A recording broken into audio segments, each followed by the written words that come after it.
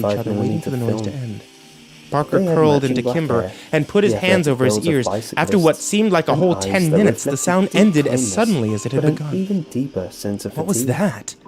I The asked, lab's business and was Parker running mumbled slow something today, into Kimber's so sweatshirt. I was immediately able Do to you guys process their know? order I and tried begin again. development. Kimber stared at her feet The as she development crossed and process is uncrossed them. always the same. Well?